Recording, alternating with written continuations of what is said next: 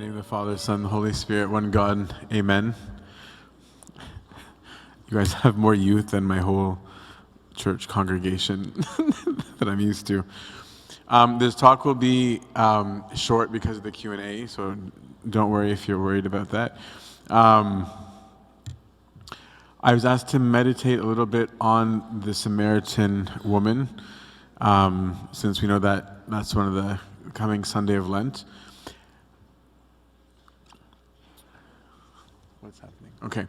I'll try and be brief. I like when doing Bible, I like character analysis type-ish thing to get into it. But I don't know what you guys know about like the history of the Jews and the Samaritans, but the Samaritans were a people who, when the Jews went into exile, some people were left back in the motherland. And they ended up marrying from their occupiers. And then they had this hybrid, like, Jewish religion with other customs of their own.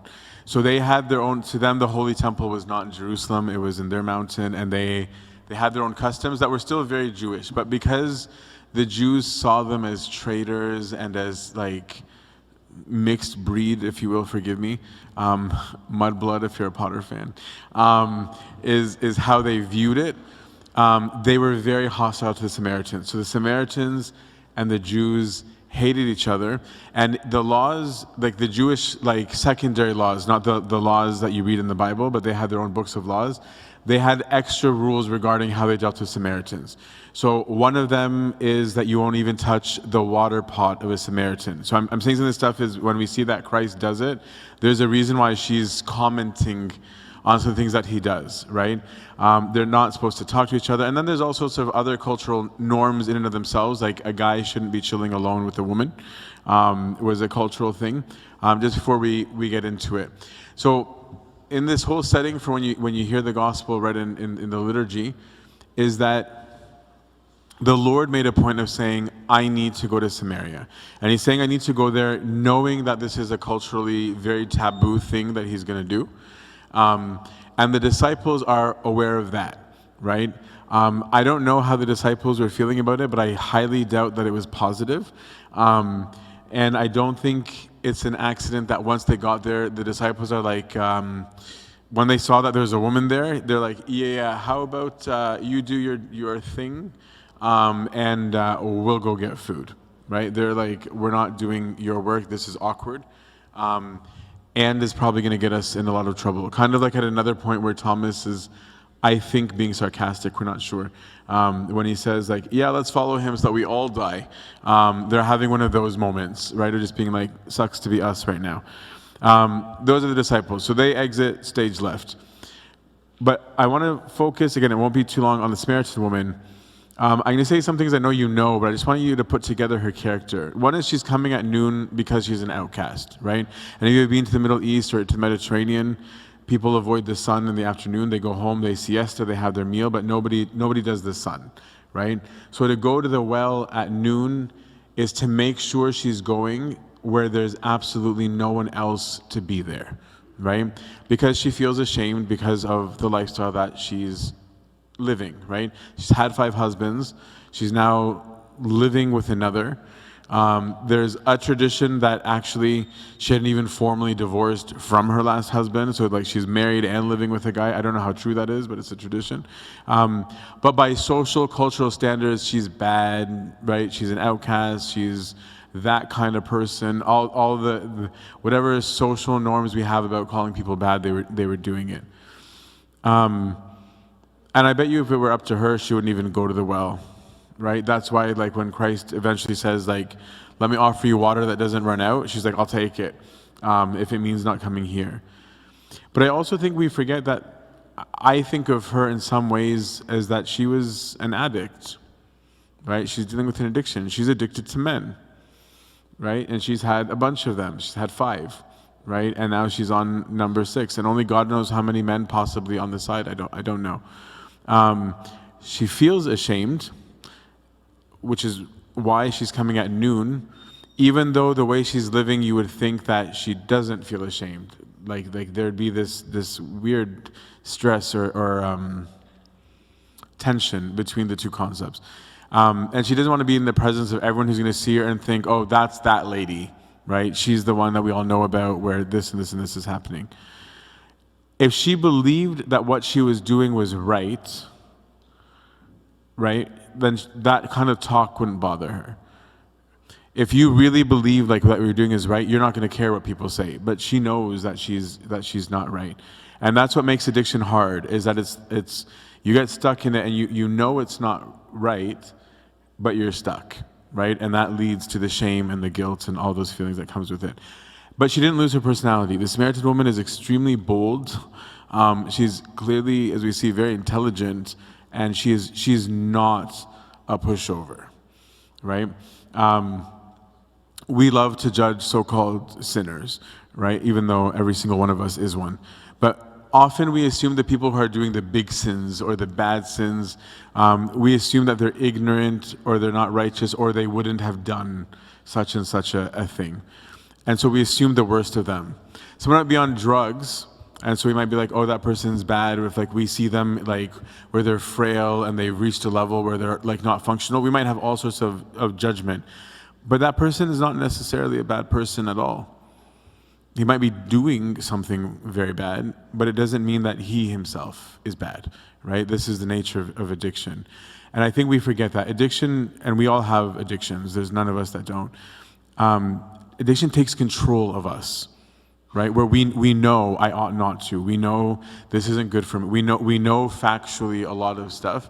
Most of us might have had a phase where we pretended it was all right, but we all on some level know like it's not good for us. But it controls us.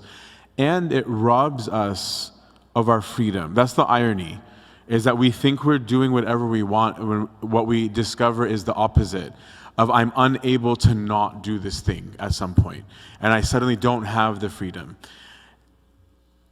And it deforms us, and it colors us differently than our natural. By that what I mean is, like, if you can imagine like a pure like cup of water, like a pure glass, and you put something in it, you don't see the same way anymore. That's what our addictions and our sins do to us.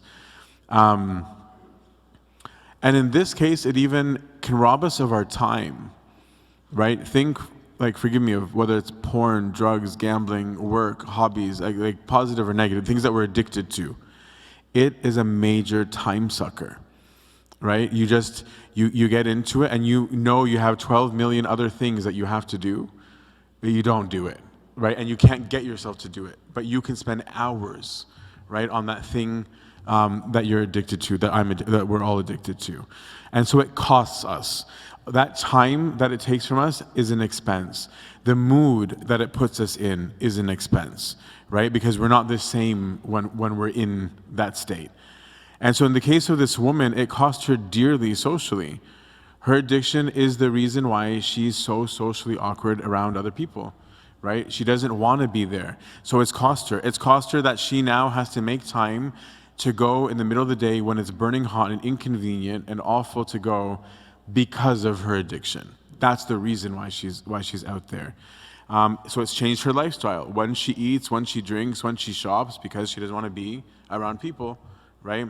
So it's taking, like, the price tag of it is not just this wrong thing. This price tag has a social consequence, a financial consequence. It has so many, right? And she's become a slave to it, just like all of us. And then what happens, and this is so common for all of us, it ends up isolating us from help. Intentionally or unintentionally is the end result. Because imagine if she went to the well during the day and she saw other people who are healthy and happy. Just seeing them, even if they didn't talk, might have made her think about, why am I doing this? I could be healthy like this, right? But because of her shame and because of the addiction, it's like, I don't want to be confronted with anything that says that I could be wrong. And then we end up not getting knowledge, which is a different kind of help, right? Maybe if I went where the people were, somebody might be like, hey, I've actually been through that, right? And so suddenly I'm losing that access to knowledge that I could have had from somebody experienced, right? Of being like, hey, I know what that's like, actually. Maybe excuse me, maybe here are some tips, or maybe here's what helped me, or here are some things to think about, right? Or these are things, like there would have been help. That's why even with so many people that are diagnosed with diseases, we automatically be like, here's a support group of people like-minded that have gone through these things, because that knowledge from people who have went through it is different from the theoretical knowledge, right? And then sometimes we intentionally isolate simply because we don't want to hear someone contradict us, right? Or contradict our justification, and we all do it, right? Where people will say things like, I don't want to talk to them because they're just going to tell me 1, 2, 3, right? And it's just like, but is 1, 2, 3 right? Because if it is, why don't I want to hear it, right? And so like I'm avoiding it because I don't want to be told that I might be wrong, and I don't want to be convinced, right? I know like a lot of people, when they were struggling with atheism, especially the first few years of priesthood, there's some fad atheism movement at the time. But people only wanted to talk to their moms, and they just cuss out their moms and be like, you're so dumb, you don't even understand. And they're like, why don't you go talk to a priest? And like, oh, why would I talk to a priest? And it's like, why wouldn't you? Why wouldn't a faith issue go to a priest, right? A disease issue goes to a doctor, right? A mechanical issue goes to a mechanic, right? You go to the engineer, like, why is that weird? But they wanted their mom to not have the answer, so they could feel justified in their criticism, right? I'm not saying it needs to be a priest. I'm just simply saying that the intentional avoidance, right, was for a reason. So she was doing all this stuff, but everything first seemed just fine, right? She's living her life. She's doing just fine. She's doing her thing. She's like, I can tolerate this. I don't mind going to the well. I don't mind my private life. I'm just fine. But the guidance was limited to where she is in her isolation. So she's got these issues, right? But one of the beautiful things about the Samaritan woman is that she is so real. Some people in their shame like end up being so shy and awkward. The Samaritan woman is not at all, right? She has no shame with Christ, as we'll get into. And sometimes our going through hardships makes us become more real, right? When we're no longer part of the social club where it's like, oh, I don't even care what they say anymore. I'm already an outcast, right? So I will no longer care what they think, and suddenly they speak their mind. This is what's happened with her. And sometimes our addictions, actually often our addictions, not just our addiction, all of our vices are usually misdirected virtues. So it's something that should be used in a right way that we're just using in a wrong way. So in the case of the Samaritan woman, I actually think she was addicted to these relationships because she is somebody who had an ability to love deeply. It wasn't from something bad in her, right? It was actually probably from something very good in her. She really, really actually loves deeply. She wasn't finding it, and she's addicted to some of the feelings. So it was being expressed and used wrongly, but it wasn't because of how quote-unquote bad she is. Nothing was satisfying her need for love. And she had access to religion, and it clearly wasn't working for her. Because facts about religion aren't enough. Facts about religion don't convert people, right? Or just being like, do you know? That only holds weight for so long, even though facts matter. But I'm just saying, even though everyone is obsessed with facts, it's usually not enough, right? You could say, I'm aware that there's a fact that this is unhealthy. It hasn't stopped me from doing my addiction, right? There's something in me that has to change when I have conviction about it. And that's why this woman has such boldness with Christ, right? Is that Christ is saying, I'm coming out of my way. I'm going to go sit with you. And he says, he gives her a term of respect. He calls her woman, which in those days meant something like my lady. It wasn't him being rude. It was the complete opposite, actually. He's like, give me some water. And she's like, this means she has no, she's herself, right? She's like, who do you think you are? How is that you, a man, are asking me, a woman, and not any kind of woman, a Samaritan, right? Saying, give me water, and he's like, and with my water pots that you Jews don't even allow to touch, right? And it's just like, oh, whoever assumed that sinners know nothing, she's like, oh no, I know a lot of stuff, right? And she's like, what you're doing here, that's not allowed, right? So apparently you're breaking the rules, right? And then Christ baits her and says, I can give you living water. Now, living water, she took it literally, because living water meant not still water. Well water right, is more likely to get bacteria. Everyone preferred spring water where it was available, and when you're stuck, they had a well. So she's from a well. He's like, I'll give you living water. And so in her, she's like, oh, he's got some spring somewhere, right? That will never run out. She's like, deal, hand it over, right? And so so Christ isn't coming and being like, hey, I'm here today because you're a filthy scumbag, right? And I've traveled all the way to let you know why you are so messed up. Right? There's none of that. He starts off by saying, hey, do you want to talk? Right? And he's not like, how dare you talk to me like that? If you knew who I was, right, you would fall down. He's not even remotely interested, right? He's having a real conversation with her. And she starts having a back and forth, right? And so he's like, no, this is not the living water that you think, right? And then we know the story again. I don't want to spend too long on it. And eventually, he's like, you know what? How about you go get your husband and come back, right? He's invited her to the healing of confession, right? Which is why we use it in Lent as a story of it. He's not saying, he didn't start off right away by being like, I already know, right? But he was just like, how about you go get your husband? She's like, But she doesn't get too maksufa, she doesn't get too shy to not say, she's like, I don't have one. She doesn't offer, and yeah, I'm living with a guy. She's like, let's keep it short and sweet. Like, I don't have one. And he's like, that's correct. Good for you for saying that. That is so true, right? He didn't jump down her throat, right? Like, good for you, because actually, you've had 5. And the one that you're with isn't even your husband. And then her response, which I think is kind of funny, it's like a duh moment. She's like, I get the feeling you're a prophet. Like, I perceive you are a prophet.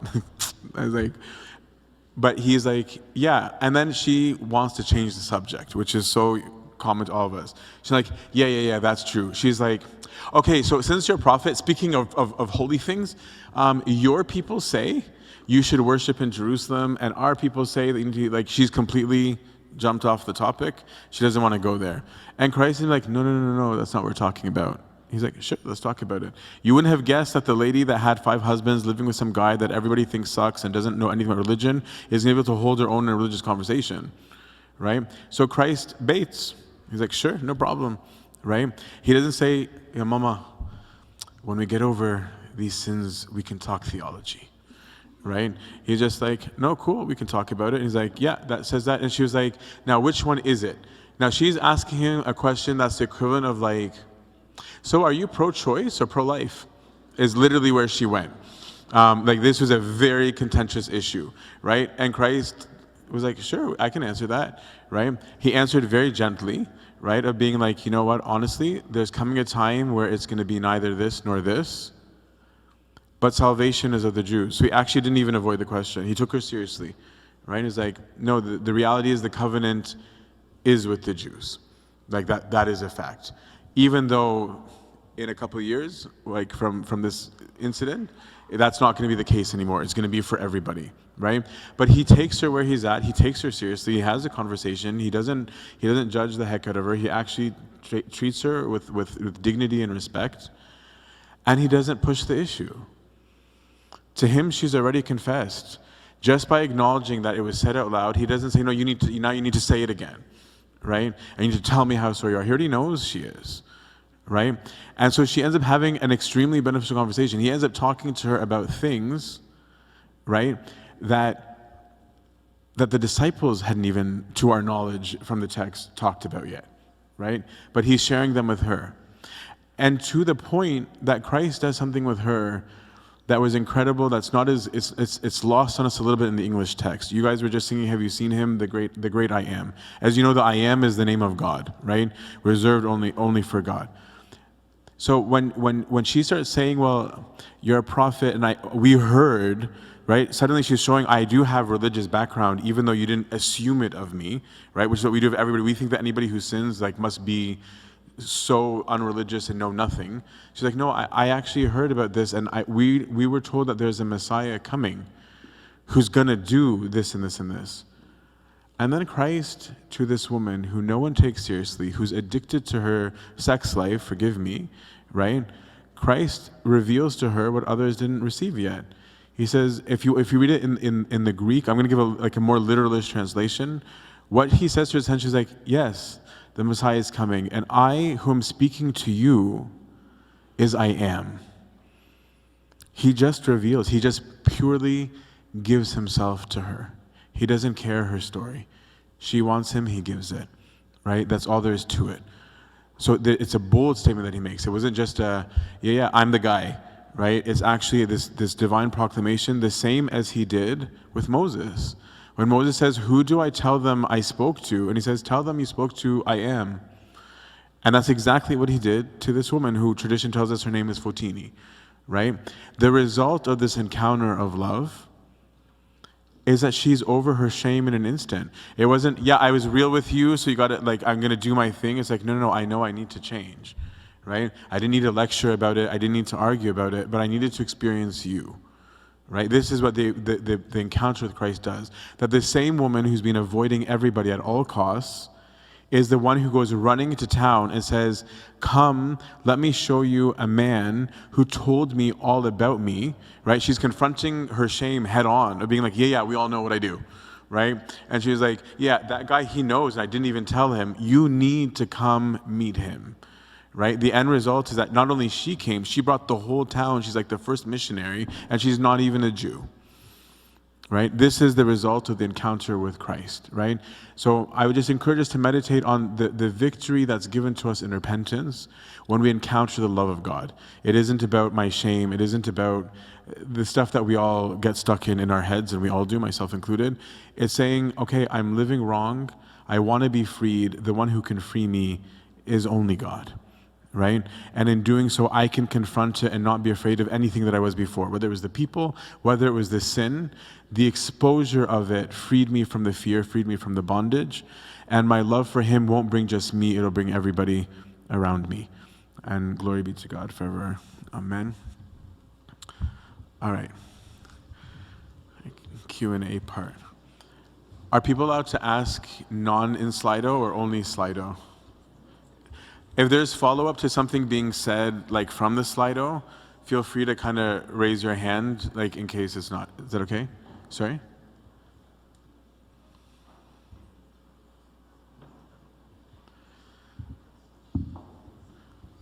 Okay. What does it mean when Jesus says he'll give us rest and his yoke is easy and his burden light, while you're also called to carry our cross and suffer for Christ? That's a great question. I've never seen those two juxtaposed, and that's a fair question. Let me frame it as an analogy to maybe make it make more sense. Just nod your head if you agree. We agree that there is such thing as objective health, right? That there's such thing as being healthy or non-healthy. Do we agree that it is good to eat healthy, right? And exercise and, regardless of whether they're doing it? Okay. In a society where junk food is going to cost $2, right? And your organic, farm-raised, cage-free chicken costs $25. Would you agree that it is very difficult to do the healthy thing? If gym memberships cost $450 a month, would you agree that it's difficult to access that? Would you agree that it's easier to live life healthy than with cardiovascular disease? Can you see the contradiction? Okay, so it's easy in that by being righteous, by doing what's right, it's actually light because you actually get the benefits of health. But doing it in a world that does not like health is extremely hard, right? That's why the two are both there, even though they sound contradictory, or just being it's definitely hard to do it, right? It's freeing when you do, but it's hard to get to that point of doing it, right? In the same way that there's nothing hard about not smoking, but it's hard for a smoker to stop smoking, right? That's the weirdness of the contradiction. Clear as mud? Okay. What should I do if I keep sinning and know it is wrong and want to stop, but I can't? One is to not stop trying, Because in the same way that you put on your clothes every day and you know they're going to get dirty, you don't stop wearing clothes. Like, it doesn't logically follow that we go nude because it's going to get dirty anyway. So it doesn't logically follow that just because I keep doing it that I should stop trying, right? So we should keep trying. This is where I think there's so many factors that can help. One is confession and guidance, but I really mean that, right? Of being like, but of pushing the boundaries in confession and guidance. It's not just to say, hey, I did this. That's not just it, right? Like, yes, that can be helpful. So for some of us, just saying it is enough to kind of give us a reason not to. But of saying, okay, I've been trying so hard with this and I can't. Do you have tips? Right? Are there exercises that I can do to stop doing this, right? For example, like, my priest growing up always loved using the Desert Fathers, so I have a problem that I would talk too much.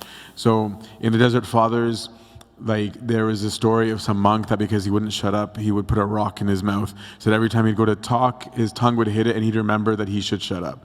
So my priest was like, I won't make you use a rock, but you can use a button.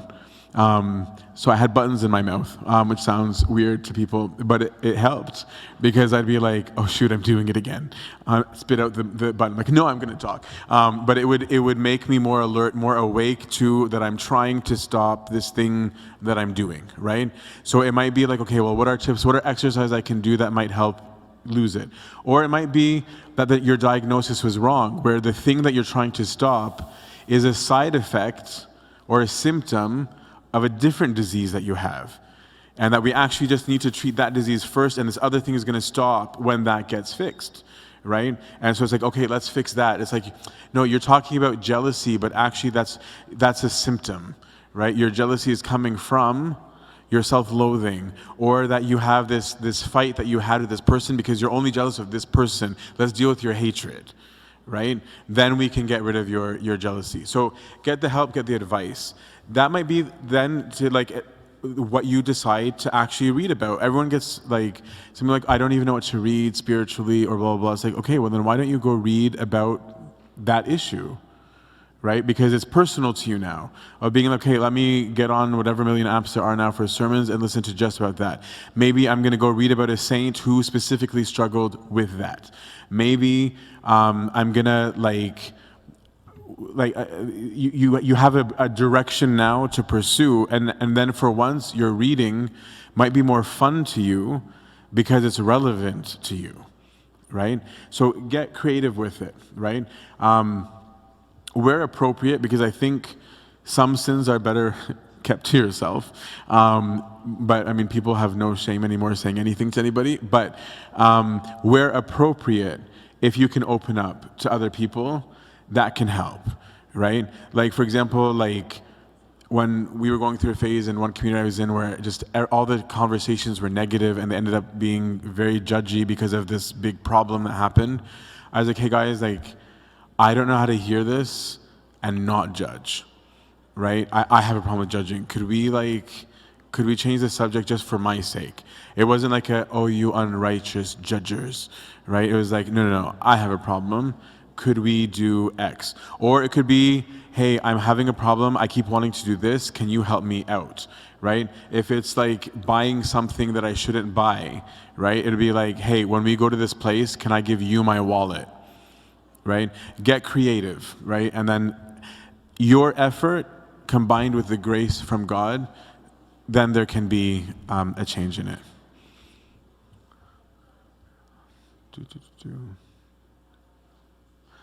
How do I get over lust and not let it control me? Number one is I just want to say I feel badly for everybody in this battle. Because you guys are basically living in a generation where it's like live porn all the time. It didn't used to be like that. So I do think that you guys, even much more than my generation, I really do think you're victims, and I really think you guys are warriors for dealing what you're dealing with, because I know that it is not easy. I don't know what I would have done if I lived in the same culture. I actually have no idea. It was way easier in mine. Whereas like right now, it's everything everywhere. It's all people talk about. It's every image. It's the ads on YouTube. There's nowhere where it's not, right? So one is know yourself, know your weaknesses. So do the obvious first. Which doors, as the Desert Fathers would call it, of my senses, which of them are open, right? Is it my eyes? Then how do I allegorically close my eyes? If that means getting rid of certain apps because that input always does something to you.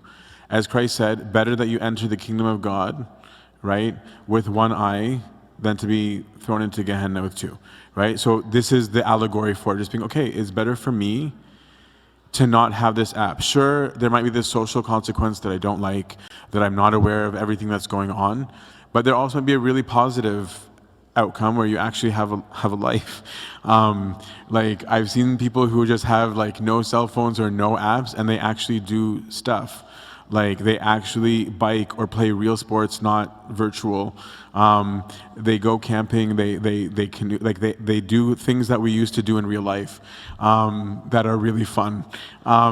So like it could have really positive consequences to not. And in fact, they're less angry because they're not seeing everybody's opinions and they're not even in the drama that's happening all the time.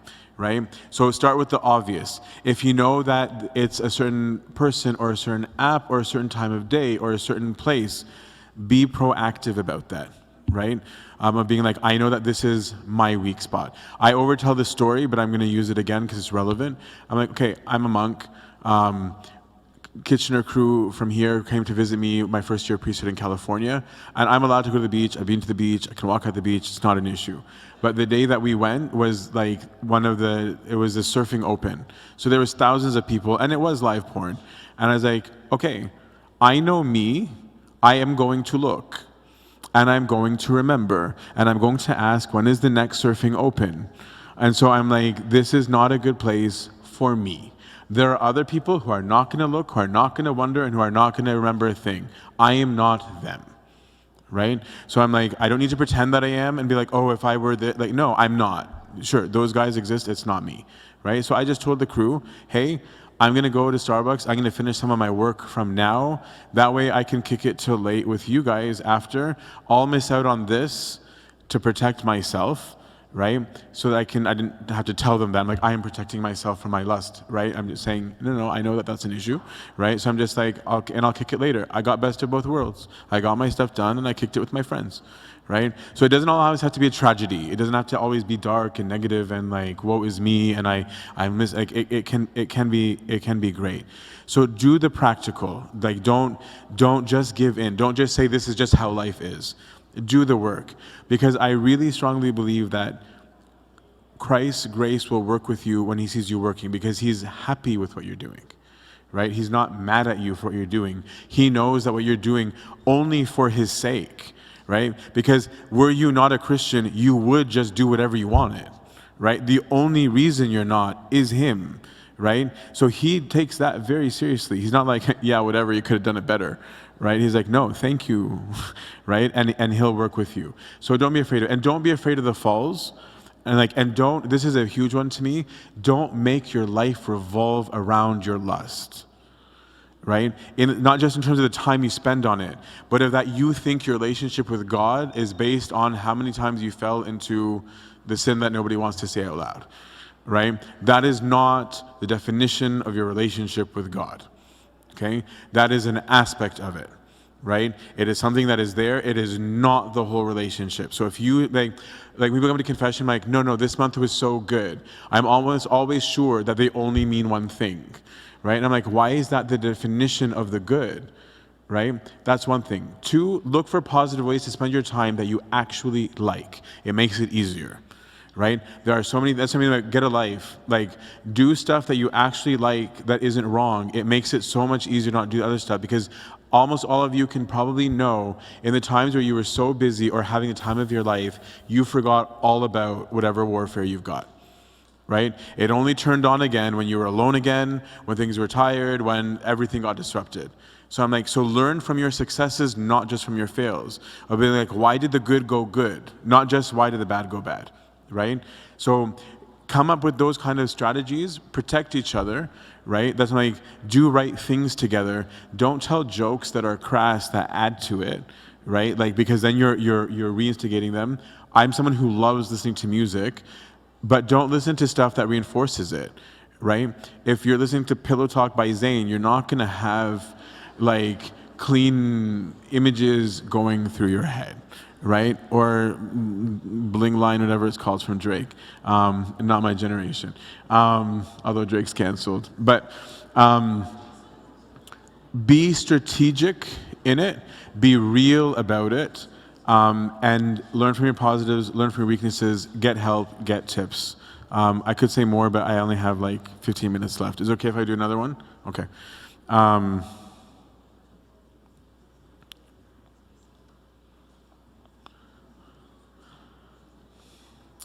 How to shut down pride. I'm just choosing random at this point. Forgive me, not like just with the top votes. That's awkward. I'll define humility so that you can find out how to get rid of pride. Humility is knowing the truth about something. So humility is not about how you feel about something or even how you feel about yourself, right? So humility is subjecting small t truth to capital T truth, right? So if we're in the image and likeness of God, right, then we're small I image and he is capital I image. So humility is saying, compared to the standard, where am I? And that's why you could even in humility be aware that you're doing something right, right? It doesn't have to be cocky or arrogant that you're aware that you're doing something right. Pride, the issue with pride is when we displace truth and put it into ourselves, right? So pride is when I think I'm the reason it was right and no, I'm not the reason it was right. Or I'm the reason it was good and no, I'm not, right? And so this is, if you want to nip it in the bud, is to understand that, right? Is to be like, okay, if somebody's like, oh wow, good talk. It's like, it was a good talk. It wasn't true because I said it.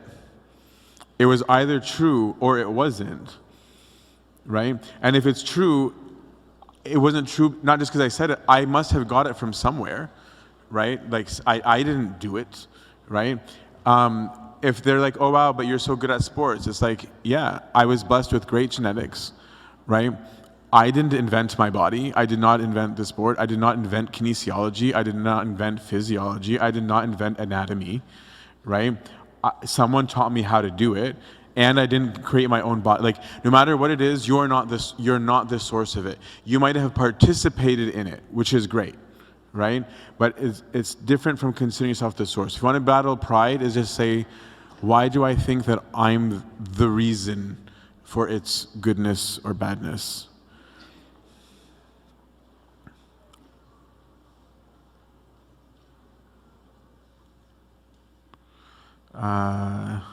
Can there be an abuna without a beard? Yeah, if he can't grow one. I've met some of those. In our tradition, we're supposed to grow a beard. There are other traditions that don't, even ones that we're in communion with. But I used to want the beard, and I'm totally over it. How can I deepen and grow my faith and also grow a beard like yours? Mine's not that good. I'll point you at some better beards. How can you deepen and grow your faith? I think is to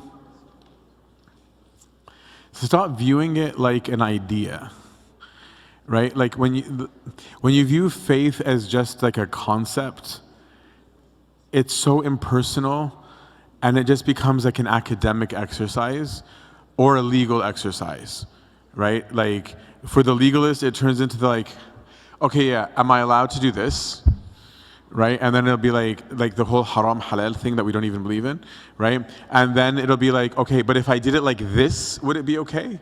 Where it's like, okay, so then it turns into like, okay, what's the Constitution say, right? And then here's how I can get around it, right? Or philosophical, where we're just talking about how people should be so much kinder and so much less judgy, and the world would be a better place, and we'll all sing Kumbaya, right? Where I'm like, okay, cool, like, they both have a role, but they're not faith, right? They're an aspect of how we end up living, but they're not the faith. So it's to stop treating faith like a concept, and to return to the person of Christ, and I don't mean that theoretically, right? For me, when I went through my whole like atheist doubt phase thing, what helped root me back on the way back was saying, okay, we have this historical reality in this person called Jesus that we know existed, regardless of whether his claims are true. But we know he existed, right? So if we know he exists, okay, at least then I can historically deal with him and his claim, right? Who is he and what did he say? Because he wasn't just some guy who came and said, I just want you all to be nice, okay? We just want you to be nice, good people, right? He actually said, hi, I'm God, right? And that's weird for people to say, right? So deal with this person. Now, if it's true, right, like I'm not going to get into those rabbit holes, you can all do that on your own, but at the end of the day, if he is who he says he is, what does that mean, right? When you start dealing with faith that way, things will change, right? Because then it becomes, if I walk into a mall and somebody was levitating, that's a monumental challenge to my concept of gravity, right? So is it because it's an illusion, right? Is he hanging by some ropes? Like, those are fair questions to ask. But if he's actually defying gravity, I am compelled, I must have a different view of gravity, because there's a fact in front of me that contradicted it. And we have a fact in Jesus Christ, right? So if you want to grow in faith and deeper, is to start with that. Start with that fact. What do I know about it? What do I know about him? And if he is who he says he is, what does that mean? What does he want? Am I supposed to be in a relationship with him? Yes or no? What does it mean to be in a relationship? And suddenly all the random talks that you guys get won't be random anymore, right? Then it'll be plugging in to this thing that's real as opposed to an idea. So I would say treat it like it's real, not as a concept, but as a reality, right? Then you can see changes start to happen in your life, I think.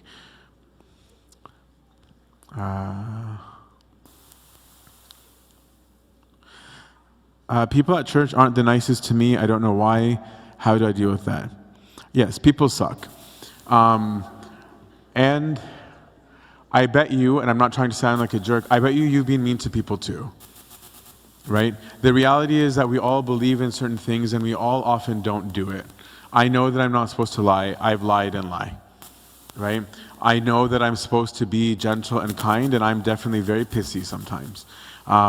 So we all do that. So I think it's unfortunate, and I wish that we would all be who we're supposed to be, but we all aren't. I have never met anybody who's perfect. So it's to start there of saying, yes, it hurts. I'm not discounting your experience at all. But if I say, but because people suck, I won't go where people suck, then you will never leave your house and you can't be with yourself, right? Because all of us do. So we need to all look at how can I help fix that, right? How can I be a vessel of change? I often suggest to people, offer to others what you wish you were receiving. If you wish that people were saying hi to you, say hi to people, right? If you wish that somebody would text you and ask about you and ask you how you're doing, text people and ask them, how are you doing, right? Then the change will start happening, at least in that small circle that you're affecting.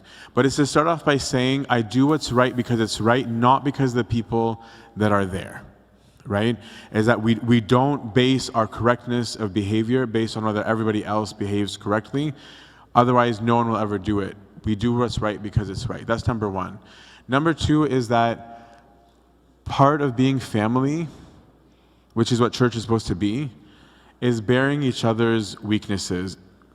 Right? The strongest part of family is actually putting up with each other in the hard and in the dark more than it is when things are awesome. Right?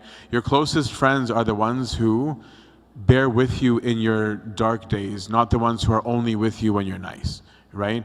Like my closest friends are the ones that I actually feel, I'm in a mood, can you tolerate me? Like I'm not going to be nice. Where I didn't have to fake it. I can actually just be with them and be grumpy and miserable, right? And they're like, yeah, no worries, like just kick it, let's play Switch, we're good, right? Is that they can tolerate it. So these people in your church are your family too. Right? So it is important for us also to bear each other even in what we do wrong, right?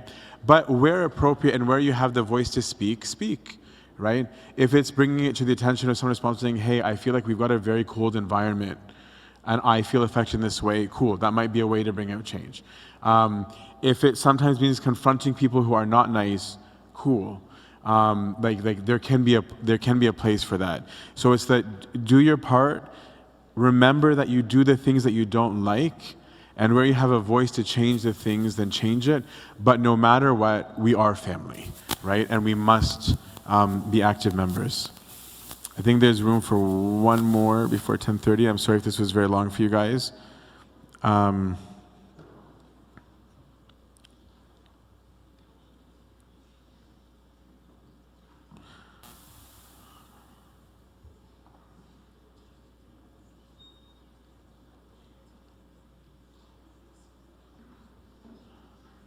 Sorry, there's just so many. I'm trying to see if there's one different from the kinds that I answered.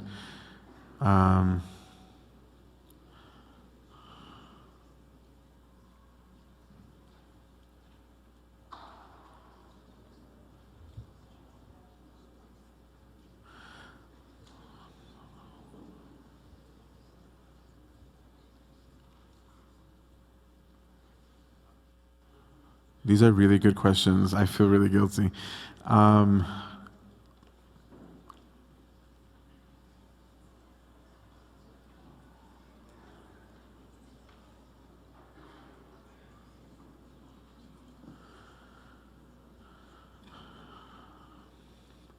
Okay, I'll go for this one in all of 3 minutes, but it's a controversial one.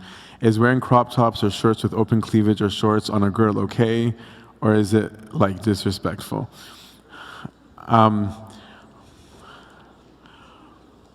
I won't create a formal list of what's okay and not okay. What I would say is, because usually when people argue this, is that there'll be one side, and for some reason we're always picking on the girls, but I think there's a clothing issues with guys too, which I'll say in a second. And I was like, but the girls will be like, it's not my fault that that guy can't control himself, is one argument like that I hear get said. And then on the other side of being like, well, if that person dressed that way, I wouldn't sin. Everyone's supposed to be seeking righteousness, right? I would be very shocked if any of you were to tell me that you're not affected by other people's bodies. And I would bet that if the less than 1% of you that are actually not, I bet you that the less than 1% of you would be the one writing a question like this, because it's not even on your mind, right? But we're aware when we wear things of what they're meant to do. That's why people do it. Like we dress as a way of self-expression, right? So what I would say is, without getting into a list of this is allowed and this is not allowed, is that I should care about everybody in the decision that I make, whether male or female, right? If I'm a guy and I think it's like we're playing like shirts versus skins, that affects people. You might not think so, you might not even think you're attractive, but you don't know that actually it might be affecting somebody else, right? Or you're wearing like the skin tight pants and whatever, and like there's nothing left to the imagination. It's gonna affect people, right? Like we're like, be real, right? Like to pretending like, oh no, I'm not affected when I see people. I rejoice in God's beauty. I'm like, really? Like I don't. If you do, wonderful. But you should still care about how you affect one another. So if all of us are dressing in mind of one another, it actually becomes easier for all of us, right? So I think the extreme of saying that it doesn't matter because they should control themselves is wrong. No, you should care about if you're affecting your brother or your sister. And on the other hand, no, your lust problem is not because he or she exists. It's because you need to get a grip, right? And that has its own exercises, and we all struggle with it, right? But then we're getting these questions like, how do I control my lust?